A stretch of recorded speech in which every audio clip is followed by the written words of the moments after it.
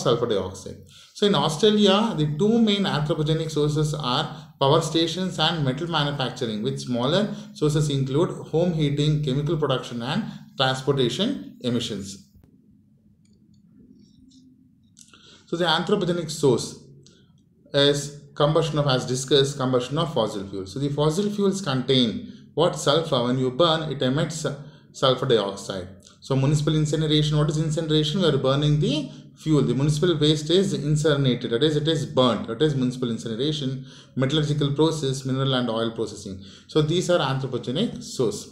So what are the ill effects caused?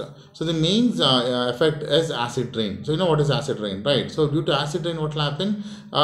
This is the, acid rain, the water, acidity in the water will increase. It is fatal to plants and animals. And monuments also will get spoiled, right? So this is one of the major cause for acid rain is increase is because of sulfur dioxide pollution.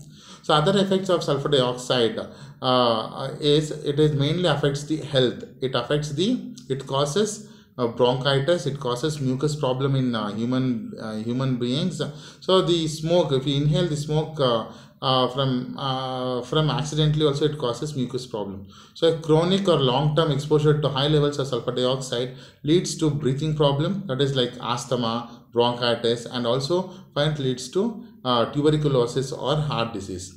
So children, if they are breathing exposed to sulfur dioxide emission, they are more vulnerable to get lung-related diseases.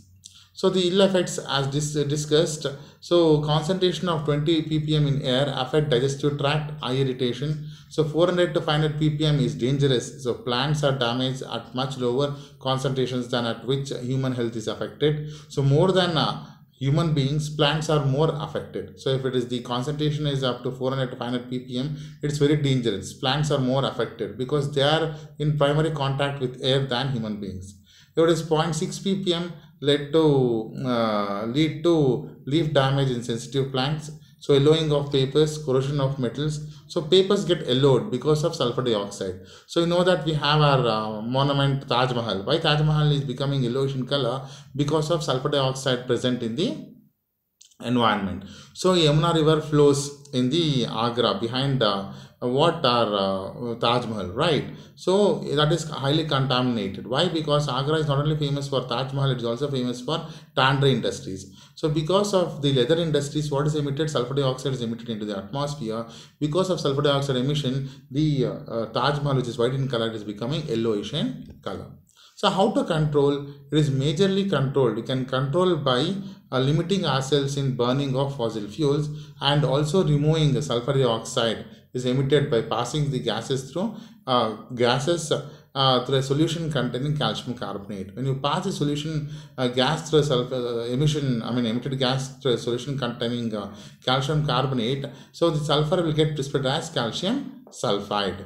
So you're supposed to remove the sulfur from the fuel. It is called desulfurization, and we are supposed to mainly depend upon renewable source of energy. So when you depend upon renewable source of energy, then to maximum extent we can prevent this. You can control sulfur dioxide emission. This is related to sulfur dioxide. So in our next discussion, we'll discuss lead and other pollutions. Okay, thank you.